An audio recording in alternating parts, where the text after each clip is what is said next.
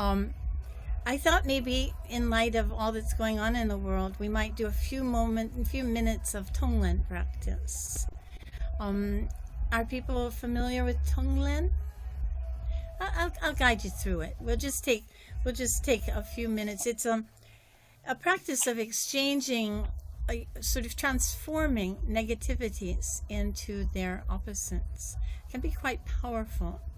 So if you would please sit comfortably and check your posture, make sure you're sitting nice and straight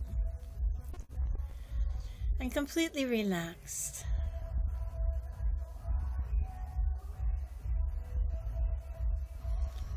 Take a few deep breaths.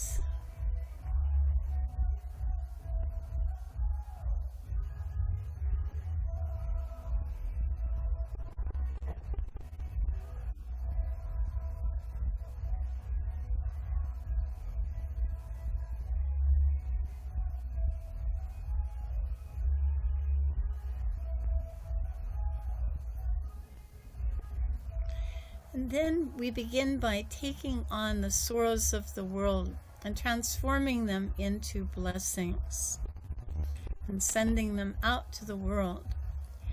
So we do this by, on the in-breath, taking on some sorrow, transforming it at a black, little tiny pinpoint at our heart, and then transforming it and sending out its opposite to all living beings. So let's begin by taking on all the hunger of the world and transforming it into plenty of good things to eat.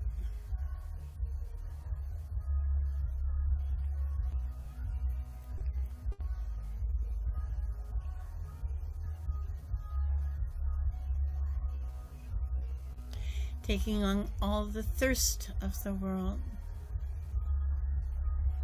and sending out clean, pure water.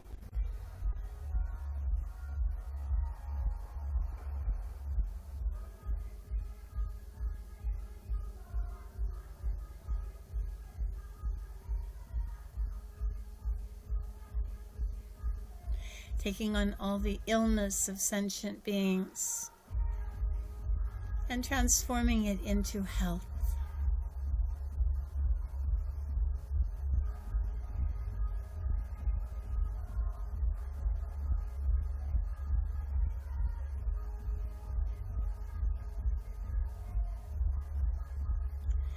Taking on all of the poverty of sentient beings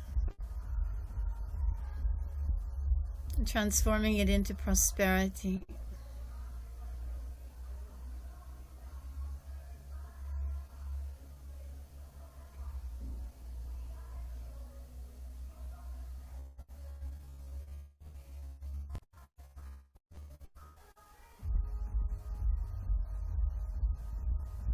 Taking on all the fears of sentient beings and transforming them into confidence.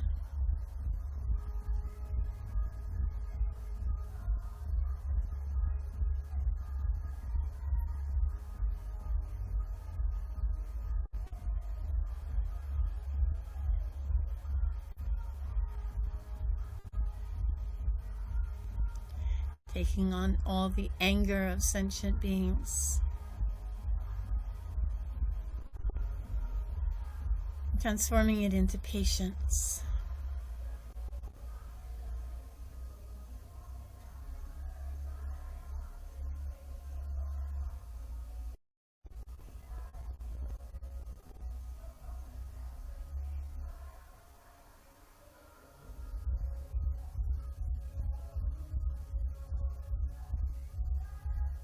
Taking on all the hatred of sentient beings, transforming it into love.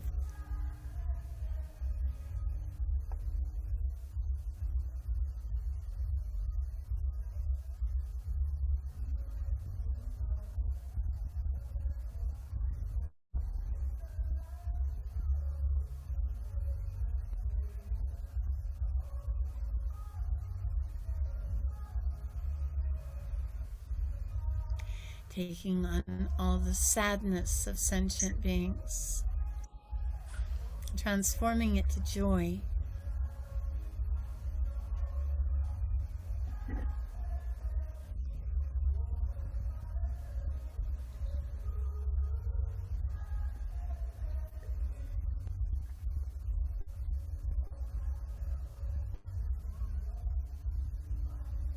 Taking on all the conflicts of sentient beings, transforming them to peace.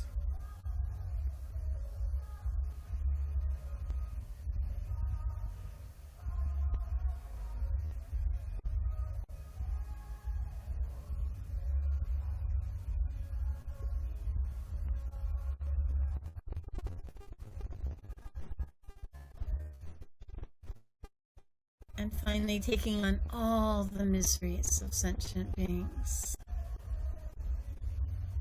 and transforming them to happiness.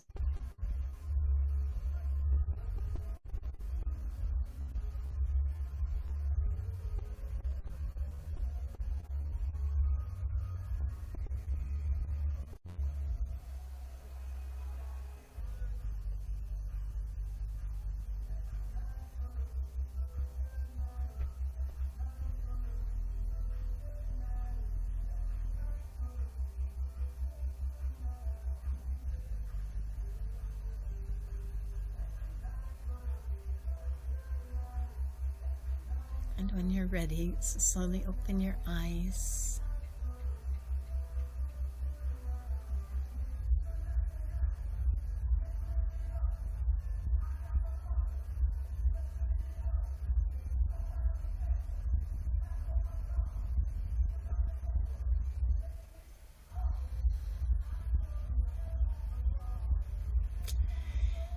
So we did this very quickly due to the schedule, but you can take as long as you like with each of these exercises. There are many different ways of doing Tonglen,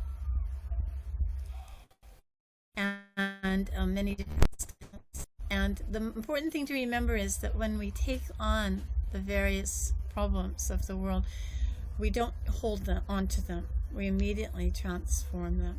That's really important, right? So, thank you for joining me for that. The topic we've decided on, the conference in Korea was focused on Buddhist women, but particularly nuns, and looking at the present situation, but looking to the future in all of these different countries. Now, Korea is quite an amazing place, and ordinarily I mostly hang out with Buddhists, and they're extremely kind and generous and loving, and wow, it's pretty wonderful. So this time was no exception. We got very good press coverage for this conference. Now, this conference was organized and sponsored by a group called Helen.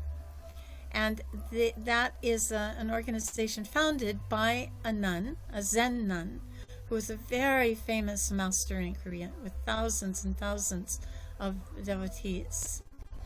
And she's written many books, and some of them have been translated. And this was to commemorate the 10th year of her passing away.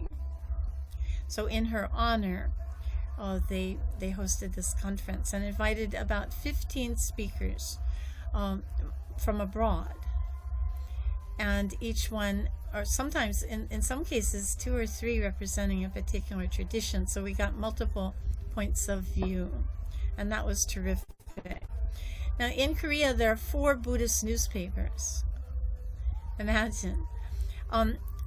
Korea was at one time almost entirely Buddhist, but it went through a period of Confucian rule, where the rulers tried to destroy Buddhism, and the way they did it was to kick all the monks and nuns out of the cities and banish them to the mountains.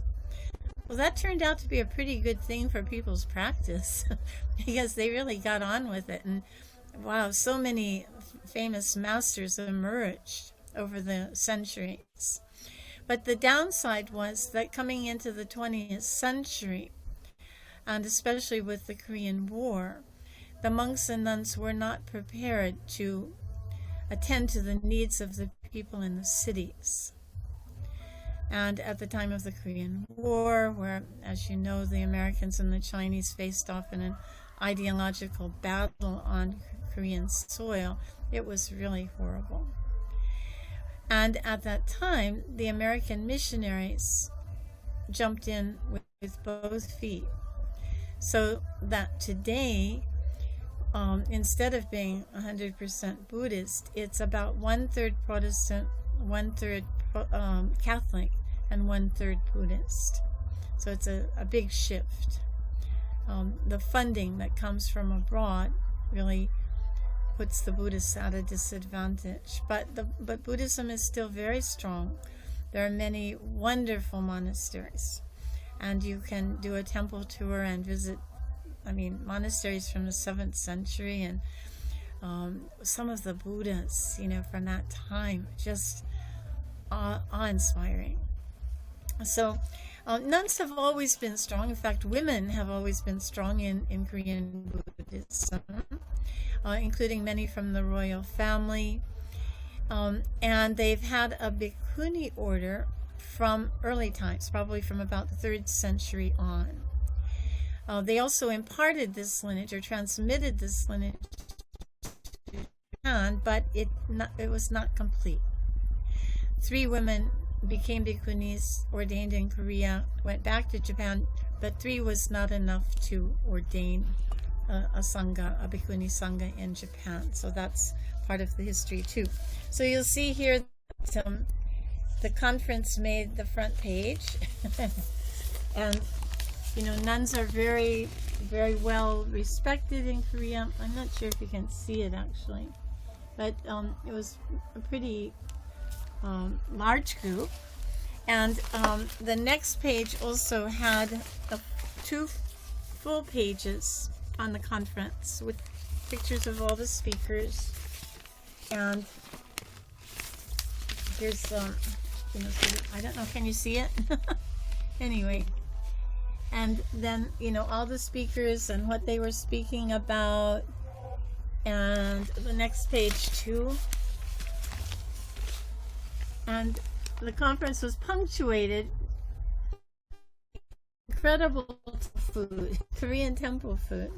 So I think this is not as effective as it might be, but just to let you know that Buddhism gets quite good press in Korea.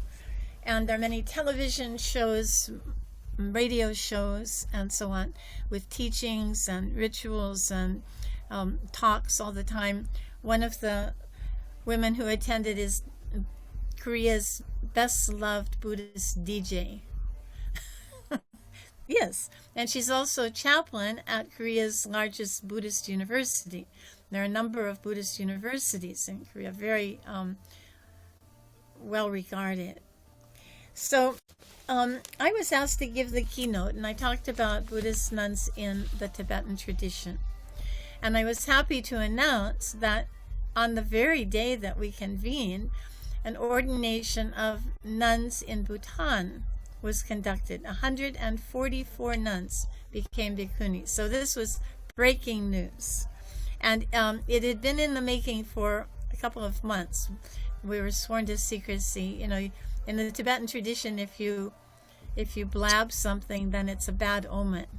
It might cause negative forces to arise. So we're supposed to stay mum until the last minute. Well, it went off beautifully. The king, actually, under the auspices of the king and the queen, one of the queens, the ordination, the highest ranking monk in the land, the J. Kempo, conducted the ordination with a Sangha of bhikkhus, no bhikkhunis involved. And if you've read the work of Bhikkhu Analayo, he contends that this is a valid ordination. I mean, of course, Mahapajapati at the time of the Buddha was ordained by the Buddha. There was no Bhikkhuni Sangha at the time. And so the next talk was by Venerable Thupten Chudrin of Sravasti Abbey in Washington State in the United States. And she was talking about nuns of the Tibetan tradition who are now practicing a monastic life in a Western environment, and what the challenges are and the joys. And of course her community is really thriving. I think they have about 15 bhikkhunis and 1 bhikkhu. So then there were actually 4 women speaking from the Japanese tradition. And this was because 2 of the scholars were Westerners, and they felt that Japanese nuns should be represented. One of them was Reverend Midori Kawa, who had attended a Sakyadhita conference in Nepal. And she's quite a remarkable young nun. Now, of course, in Japan, many of the nuns are quite aged, in their 80s and 90s. There are many remarkable nuns in Japan, including many who are from the imperial family. Amazing. You know, very straight and well-disciplined. But when you get in a private situation, they're hilarious and so full of joy and humility, and it's just beautiful to watch. So the big question in Japan is how the tradition is going to be transmitted to the coming generations. Whereas in the Tibetan tradition, you know, almost no young men in India are becoming monks. And in Tibet, there's so much government control, very few, I mean, it's very difficult to get ordained in Tibet either. But nuns, women are still becoming nuns. Lots of them. And His Holiness the Dalai Lama has even said that the future of Himalayan Buddhism is in the hands of the nuns. So now people are waiting and watching. I'm sort of taking a step back, but what are the Tibetans going to do now that the Bhikkunis have gone ahead and conducted an ordination of Bhikkunis? What are the Tibetans going to do? They've been dragging their feet for 40 years. Will this move things forward? Or the Koreans are ready to host an ordination for the Tibetan nuns. And if His Holiness can't get buy-in from his own senior monks, perhaps he could just give the word and tell the Tibetan and Himalayan nuns to go to get it in Korea.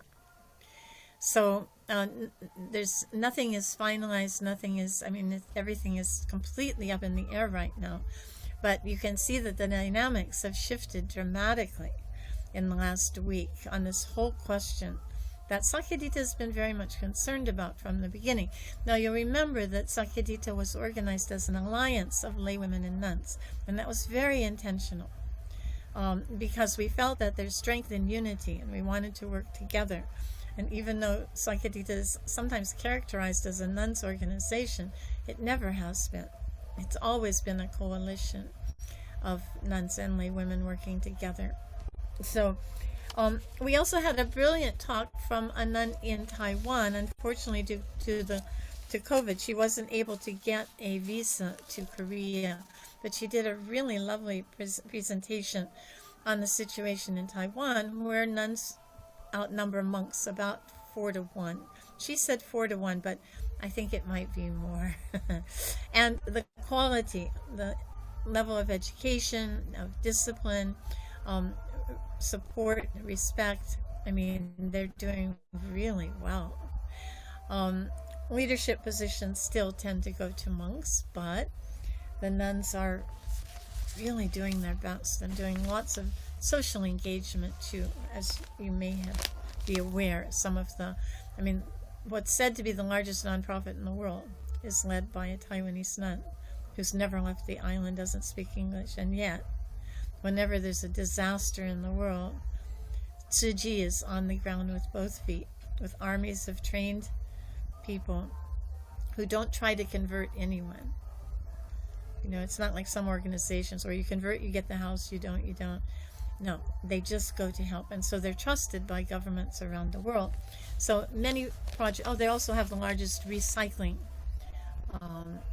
initiative, apparently, in the world. So that's everyone, they carry their little bowl and chopsticks wherever they go. Probably seen them in the airport. Now, there was also a report from Korea by the president of the Bhikkunis Association, Bonggak Sinim. She has been an active member of Sakyadhita from way back. And she's a professor, and she's been a nun since she was a child. In fact, she's one of 6 siblings. All of them are monks and nuns, and the mother became a nun also. So it's quite a famous case. She reported that education levels of education for nuns in Korea continues to rise. There are many bhikkhunis in Korea with PhDs, and many are taking university positions now. A lot of social service work, very admirable.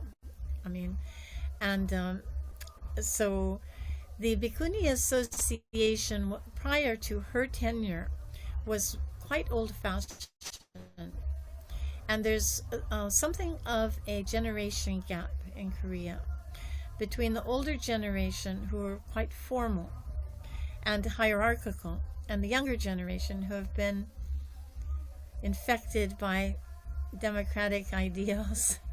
And so her election as the president of the Korean National Bhikkunis Association was a sea change.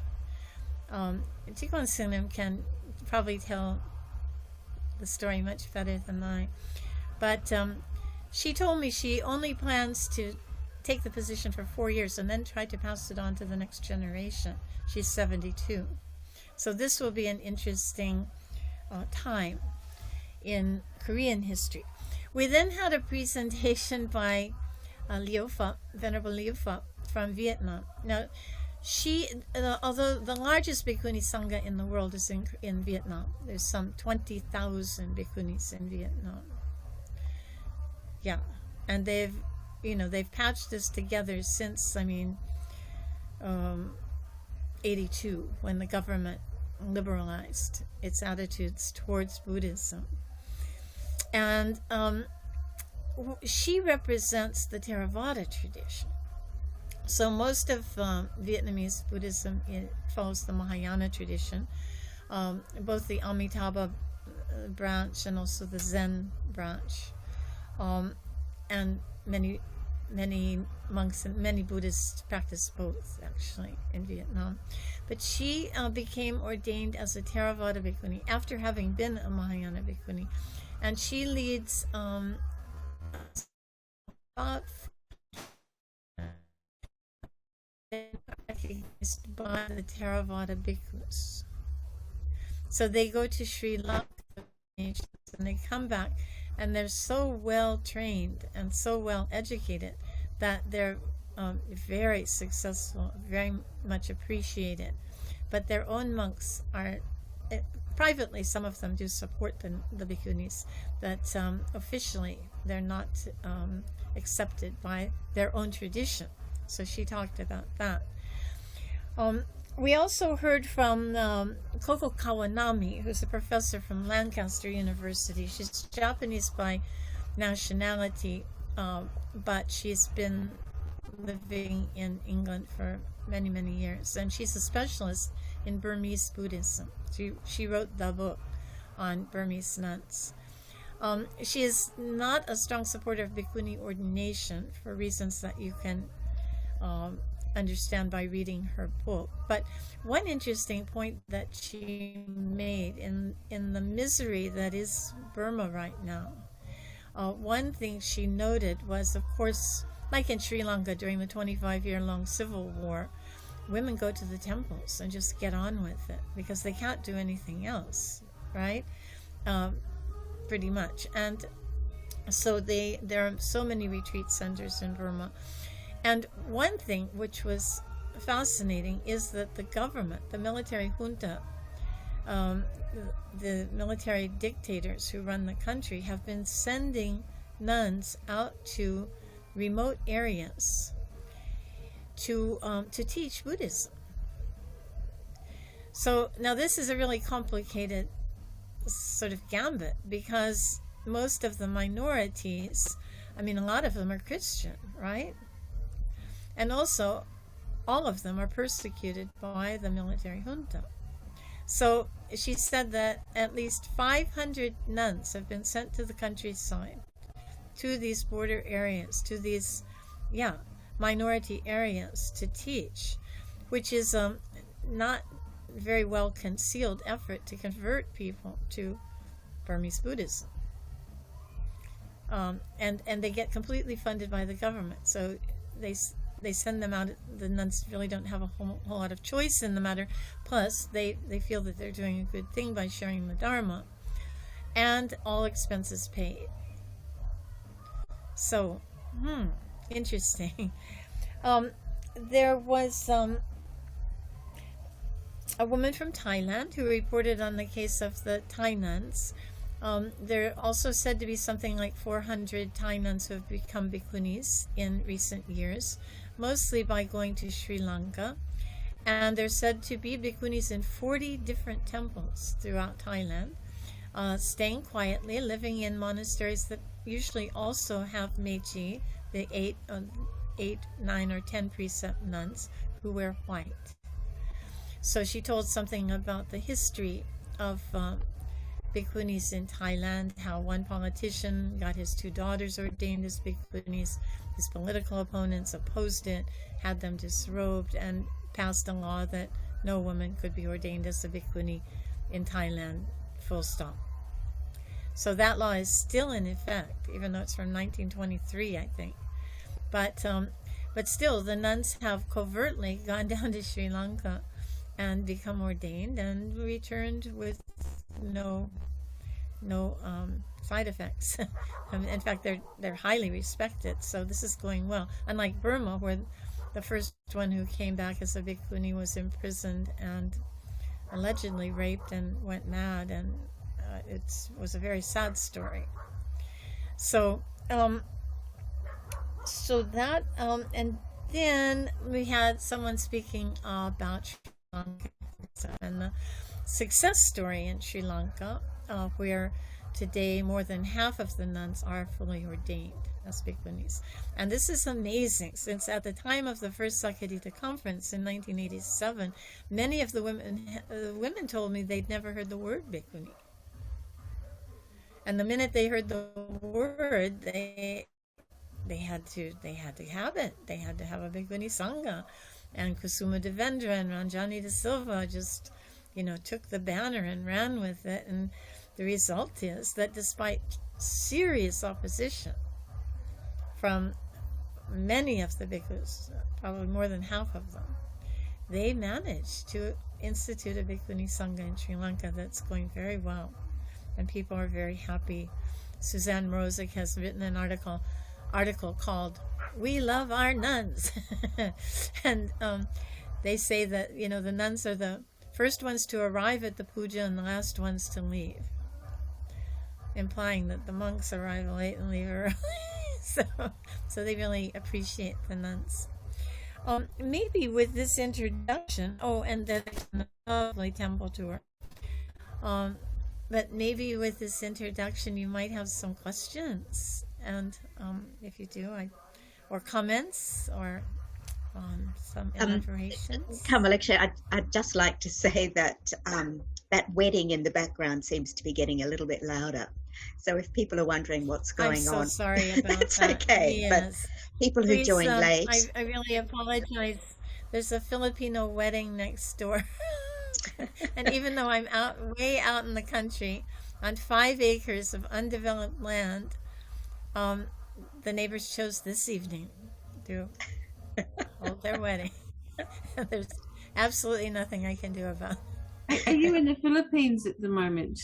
No, I'm on the north shore of Oahu in Hawaii. Oh, okay. Yeah. But the neighbors are Filipino. Yeah. It's kind of lively with the music. Sorry, Well, Kathy? if it were good music, we wouldn't mind so much. It's kind of lively. I thought maybe it was like modern. I can't really hear what it is. I thought it was just modern Buddhist music. Just enjoying music. Oh, good. That's how in the Tibetan tradition they say to hear all sounds as the sound of the Dharma. It's a great practice. Yeah. My response from hearing what you've said about the various countries is that it seems very positive. The nuns are going really well. Oh, yeah. It seems Yes. fantastic. Yes, I would say overall it's absolutely positive. Definitely. And that's very heartwarming, you know, emerging from the shadows and doing just fine. This is great. Venerable, I wanted to ask, because sorry I was late. I had another Zoom conference for the Buddhist Council Committee. So I just wanted to ask about how the Tibetans have reacted to the Bhutanese during the big Bhikkhuni ordination. Yeah. Well, Have you- I can't say in depth because I'm not there at the moment, but I heard that there's been some criticism from certain certain quarters in Dharamsala, which should come as no surprise at all because they've been righteously upstaged. And, you know, it's sort of, I mean, you can read the tricycle article that Venerable Jambat Sadrin and Venerable Damche wrote. And you can see that, you know, I mean, it's a human rights issue as well as a women's rights issue. And the fact that the Tibetans have not supported it is really quite embarrassing. And now that is fully evident in the fact that the Bhutanese have gone ahead. So we can probably expect more criticism, but it's a done deal. Yeah, absolutely. And 144, so, you know, in 12 years, they Right. be giving their own ordination. You know, whatever Exactly, was lacking at this exactly. one, in the sense of non-dual and maybe not enough bhikkhus present, but there was still enough, I think, you know, to make it very relevant. Right. Right. And apparently some nuns also came from India. Yes, I And heard. my feeling is that they may have been from the Kagyu tradition, but I'm not certain who they were or where they came from. But all the articles that have appeared have mentioned that some came from outside of Very Bhutan. possibly the Kagyu with the... Oh, well, yes. And Jetsuma, I had a conversation with Jetsuma Tenzin Palmo about it, and some of her nuns took the Bhikshuni ordination. So from DGL Nunnery. Yes, I think 3 of them. Right. Yeah. And that's from They India. were nuns who were in retreat Yeah. and were presumably senior and were ready to withstand any criticism that might arise. Yeah. And they have an abbess as well, which I think helps. Of course. Kamalekshe, is there some sort of schism between the Dalai Lama and the senior monks in Dharamsala? Is that what you're saying? That the Dalai Lama would like to Well, support? no, I'm not saying a schism. You know, going back to the conference, the 2007 conference in Hamburg, we fully expected that he would come out in favor of Bhikkhuni ordination. He had asked us for many years to convene such a conference of Vinaya scholars from the different traditions. So the University of Hamburg hosted the conference, and there were, I think, over 40 presentations. And then there was a public meeting, a public gathering, where a priest from the Lutheran church, I think, came out, you know, was there, and it was obvious that women were in very high positions in Germany. But unfortunately, His Holiness did not make the announcement that a Bhikkhuni ordination would be held, and people were very sad and didn't know what to make of it. So the next morning, he called us all down to the hall in the hotel and said, "I know that everyone is very disappointed, but I have to, you know," he said, "I have to tell you that there's very strong opposition to the Bhikkhuni ordination among the senior monks. And since I, as one solitary bhikkhu, cannot hold the ordination, this is, at the moment, we're at an impasse." And why do you think those senior monks hold that position? Why are they against it? Have you any idea? Well, I think it's obviously about power. You know, when you've held power for 2,500 years, with all the perks, it's very difficult to let go. And so everything would change. Everything would need to change. And they've clung to power all these years. The Department of Religion and Culture in Dharamsala is, as far as I know, still completely male. And so power sharing takes training and education and a willingness to, an open-mindedness, a willingness to change. And my impression is that because of having lost their country, the Tibetans are in the mode of preservation, preserving their culture, preserving their traditions, preserving their language even. I mean, it's not easy in India. It's so much easier to speak Hindi or English than to speak Tibetan properly. And so this would mean a major change in everything. The institutions would need to adjust. His Holiness has made many adjustments by promoting education for nuns. Even he built a second temple in Dharamsala where nuns, mostly it's occupied by nuns because there were so many nuns. And he continuously encourages the nuns. But somehow he feels that he doesn't want to butt heads with his senior monks. Now I think I will continue to advocate for gender training in all Buddhist centers and monasteries throughout the world. Urgently. We've got a huge gender problem here, including American centers. Maybe especially American centers. But I think this is just absolutely crucial. I think it'd be interesting. We've got a few nuns online, and I just wondered if they would just like to comment on how they see the situation. I wonder if is Tupten Choki, you're hiding there. Are you with us? You're muted, Venerable Choki. You're still muted. Okay, got it. Yeah. You know, I think it's very complicated. I think Lekshe Tsomo is much more up to date with the whole situation. And I think, you know, we've had the situation, at least, you know, being within FPMT, that many nuns have taken full ordination, but they've had to go outside the Tibetan tradition. So I think this recent development, you know, recent ordination in Bhutan, that you probably see a lot of them taking that step regardless, you know, because it's been happening for decades already, and not just within our organisation, many, I think. So it's sort of like you get to the point where the groundswell is so great that it's sort of evident we've got to look at incorporating that. But I like the idea of the training too. It's very much needed. I sort of feel like Tibetan Buddhism is a bit archaic, you know. Hasn't caught up with the 1980s.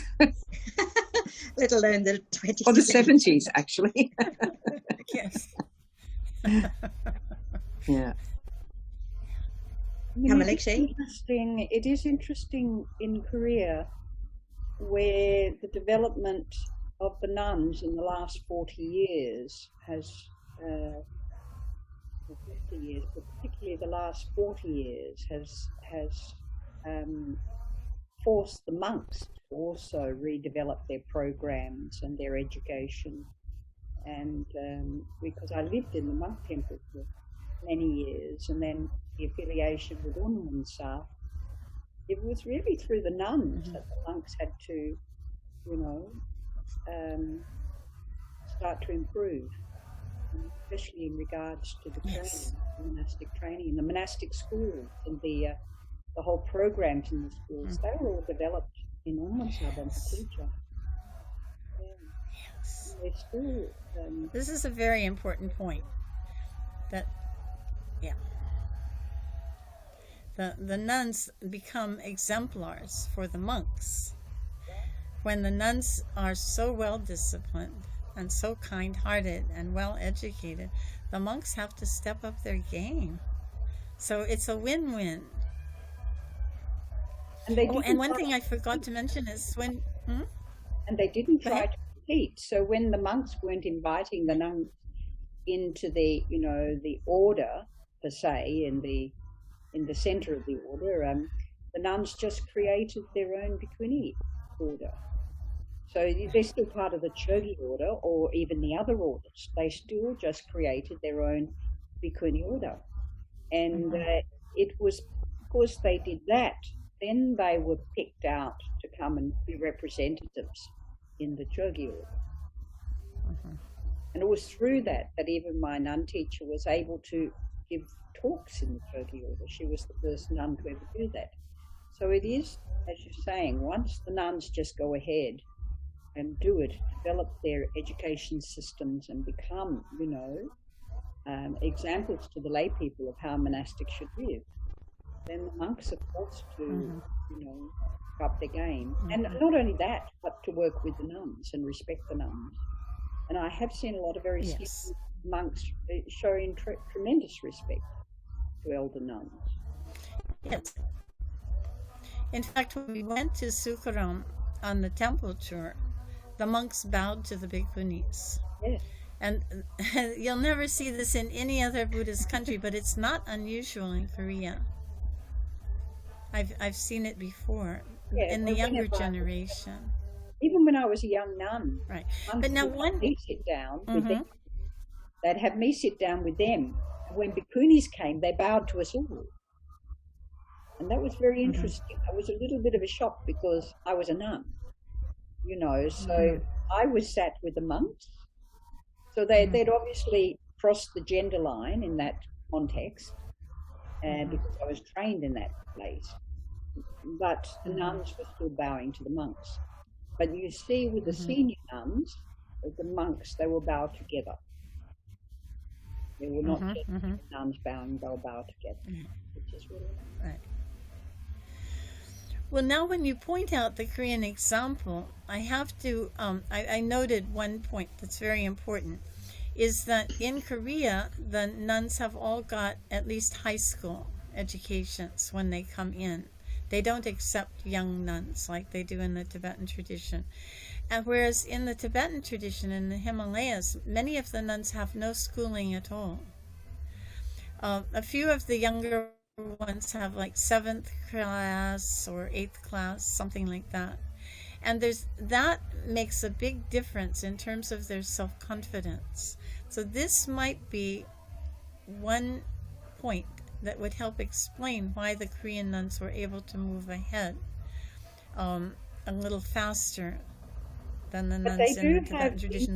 Nuns in the...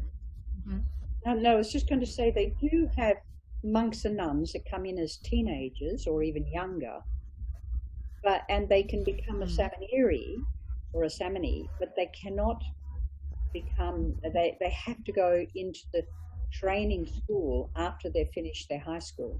So even when they come in young, they still have to complete the basic education before they go to colleges. So they get a basic high school education, and then they can go into the I think the age is 21 now to go into the training schools. I see. Yeah.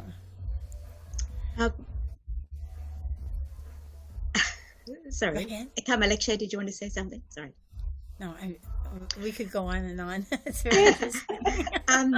I can see we also have Venerable Jiwei online, which is fabulous, from the Wollongong Temple. What's your feeling, Venerable Jiwei, on the current situation for nuns and these ordinations we're seeing?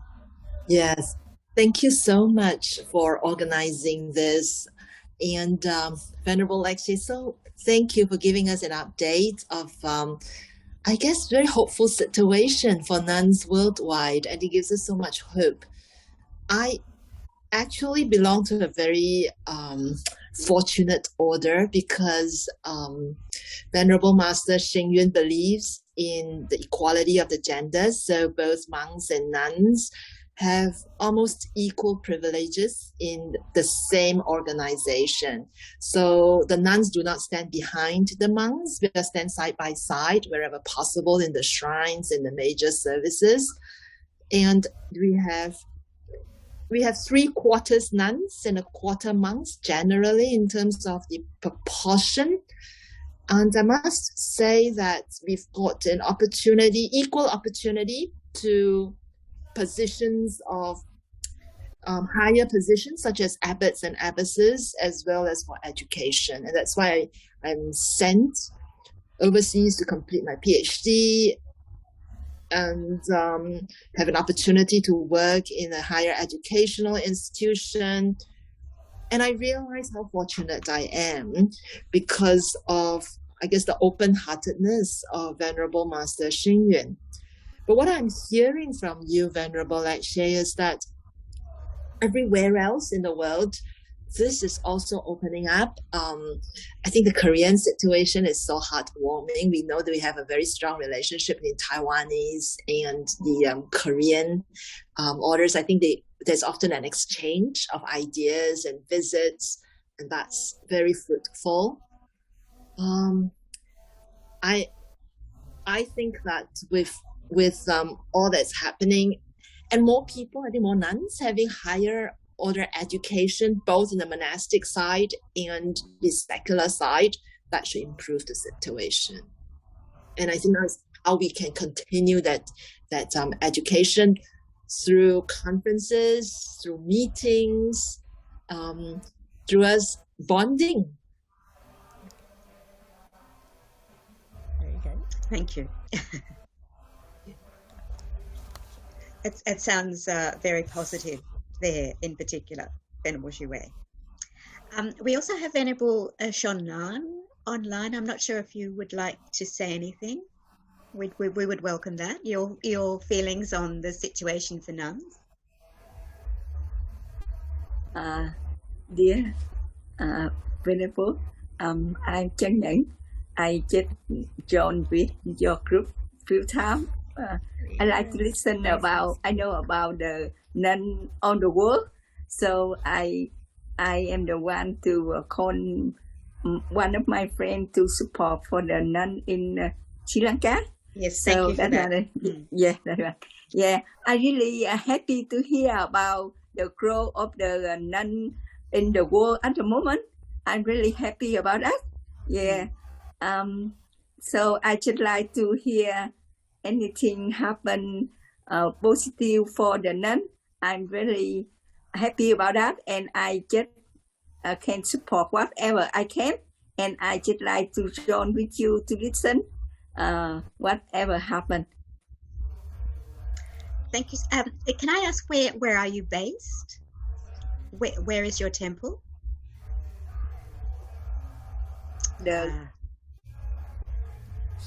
She's in Perth, isn't she? Okay.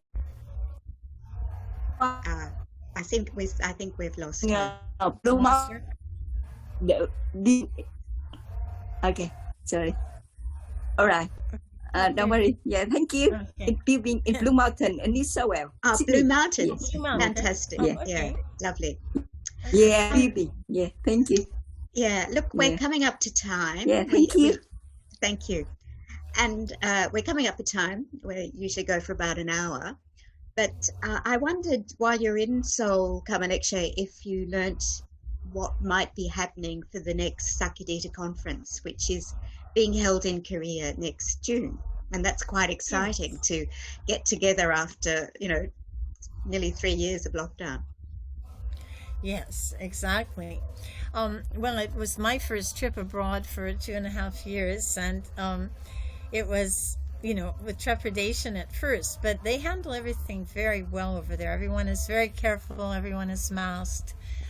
very respectful, and so forth. The preparations for the Sakyadhita conference next year are going full steam ahead. And as Venerable Drewe said, solidarity. Well, Sakyadhita was created for exactly that purpose. So working together, we've been able to accomplish a great deal. And it's had many spin-offs because we don't take credit for all of this at all. We encourage people in their various organizations and their various traditions to work for change, for gender justice, I think we can say. And so the next conference represents a sort of a leap ahead, because the last one was 2004. So we will be able to see the progress that has been made in the meantime. Even then, we had 1,200 people, 200 from abroad and 1,000 from Korea. So there was tremendous interest on the part of the host country. So sometimes we go to a place and the local people aren't interested.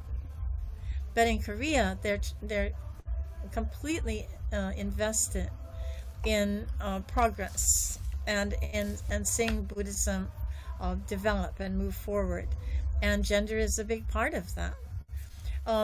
So they're planning to book a huge conference hall, a convention center, actually the largest in Seoul, COEX, and it's mammoth, and it's brand new, and it would be an extremely expensive, but they have a lot of support in Korea.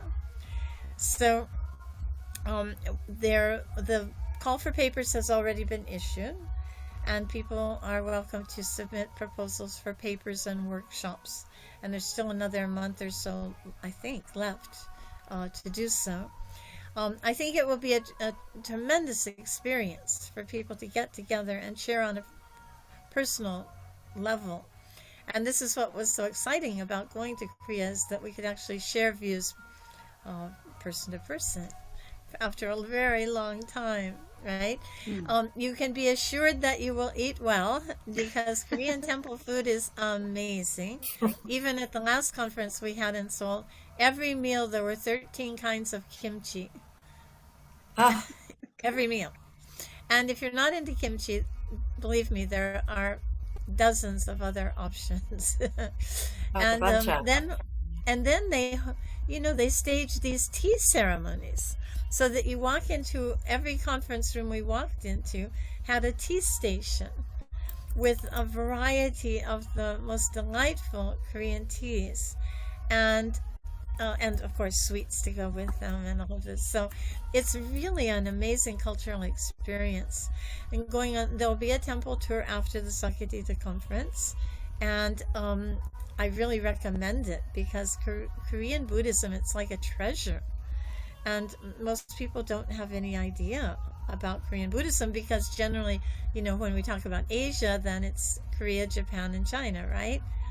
What happened to Vietnam? What happened to Korea? What happened to Indonesia?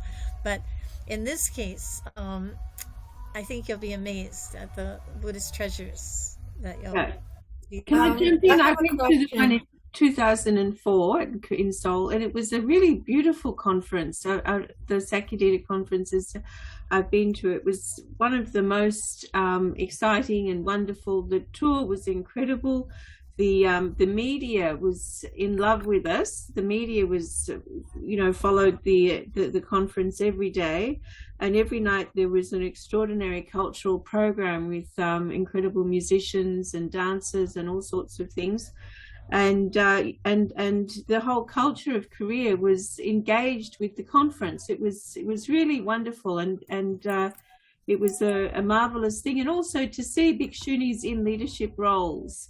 And to see a very different paradigm of the Bhikshuni experience in Korea was really eye-opening for me, having come from a Tibetan tradition. It was a very new way of seeing the world. So I really recommend anyone who can get to Seoul, please come. Question. Can I ask about the affordability of accommodations these days in Seoul? I haven't been in about 20 years or something. Well, they haven't worked out all of the details there, but we did talk about affordable accommodations, and they're trying to get some rooms at the university that would be more reasonable. Back in 2004, we met at the Sangha University, so it was all free. But I don't think we'll be able, and all the food, everything, they provided everything. But now Seoul has become very expensive, world class, and but they're trying to find temples that will accommodate the conference participants who wish to, have a more affordable stay.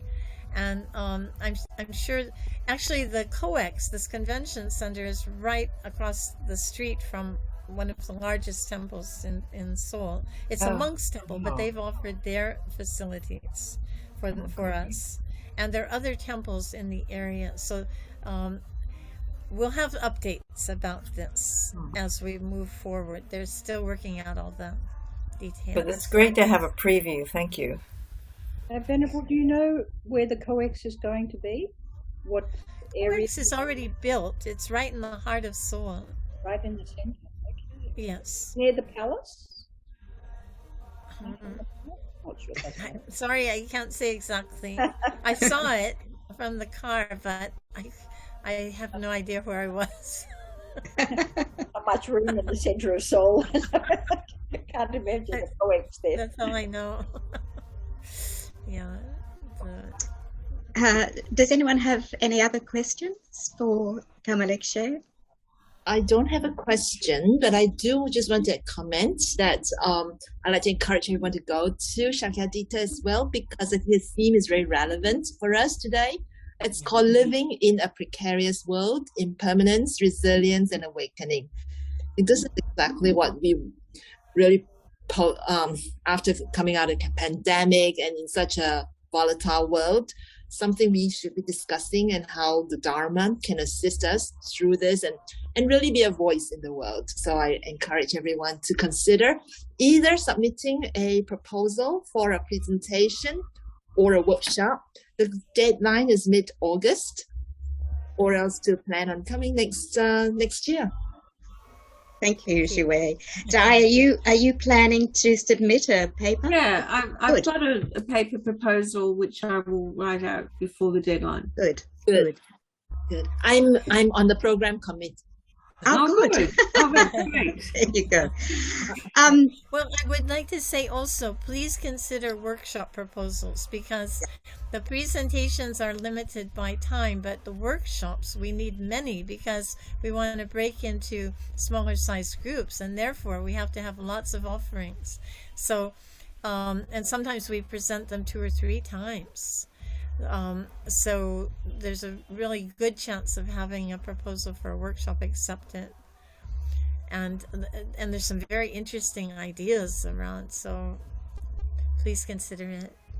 Oh yes. And then very quickly, did you have many conversations about in regard to the fewer numbers of ordinations, the fewer people ordaining? So that's been feedback that's been very big concern in Korea. Yes, very few. Yes. Well, I was there when several people talked about it, and I offered that, my view has always been quality rather than quantity. And yes, of course, there is a generation gap here too. But what I found in Korea is that the tradition is adjusting, that the formality and over-the-top strict discipline that I experienced when I ordained there in 1982 has actually softened. And I think that this makes it much more realistic for women of the younger generation. Now, we can't deny throughout the world that women have many more opportunities now than before. We have a lot to choose from, right? And so, but I think that the Koreans are doing a very good job of going with the flow, and that women who are sincerely interested in monastic life will continue to join. So I'm not that concerned about Korea, but let's see how it unfolds. They're concerned. Some of them are very concerned. Yes. I think so, because very few are ordaining. I think it was only 50 who ordained last year. Right. But it's the same in Taiwan in the 70s, and people were breaking down the doors to join the Sangha, and now it leveled off and even declined. So that's just a world trend, and has a lot to do with women having more options and the secularization of everything, monetization of things. Buddhism is affected by all of that. So then you get 140 nuns becoming Bhikkunis in Bhutan. So yeah, right, swings and roundabouts. Look, yes. Before we wrap up, it's a tricky question, but I think about it. You said Sakyadhita is an alliance. It's definitely an alliance between laywomen, Buddhist laywomen, and nuns. So, what is that relationship, and how can we give more support to the nuns? I'm talking about the national organizations. Well, that's a really good question, and I think that as I mentioned, it was a very conscious decision to work together. If we had been a Bhikkhuni organization, it would have been much easier. We would have gotten far more support. You know how few people send in their memberships to Sakyadhita? It's really pathetic. Sakyadhita International. Yeah, it's pathetic. And so everyone sings a good song about solidarity and all of that, but very few join. Most of you have joined, but very few otherwise. So, but we made this conscious decision because we felt that the laywomen and nuns have a lot to offer each other. And of course, the lines in the West have blurred a lot between what is a monastic and what is a lay person, and then those who are neither lay nor monastic. And of course, the Japanese orders, especially in the United States, who are ordained as ministers, they call ministers or priests, are in an in-between status. Or in the Tibetan tradition, as Venerable Pema has mentioned, she's not a nun, but she's not a lay person either. She's a dedicated yogi. And so there is a kind of an in-between status in the Tibetan tradition too. In any case, I think that it's a good question to ask monastics what they need, what kind of support they need. One thing I can think of is that in many cases people expect us to be perfect, and it's not quite fair to expect us to be perfect, because we're still human beings as well. Right? You mean then expect nuns to be perfect? Yes, and monastics in general. But we see that the bad behavior on the part of the monks is often tolerated, but even the slightest inkling of an error on the part of a nun is like the end of the world. And that's not really, fair, I would say. So I think, but at the same time, we want to. I think that of course, the situation of Western nuns is different from the situation of nuns in Asia. And in Asia, the situation of nuns in each country is different from the others. So, but just in general, the Himalayan nuns are concerned about food. They're concerned about water. They're concerned about getting teachers. They're concerned about getting some health care. Their priorities are quite different from Western women, especially Western lay women, who are interested in gender identity and sexual harassment and maybe like professional administrative skills, and a whole different raft of different issues. That means that we're actually spanning the whole world when we talk about this. So maybe it's a good exercise to learn to communicate across these boundaries. And this, I think, is the gift of Sakyadhita, is that we've actually opened up conversations among people, not just women, because we've always been open to men from the very beginning. We've never closed any of our events to men. They're always welcome. And a few brave souls do show up.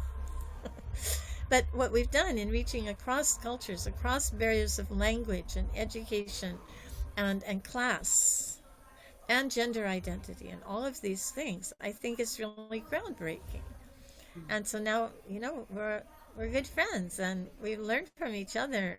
And at the same time, I think it's important to have a monastic sangha because, for example, we have no private life. So we're available 24/7.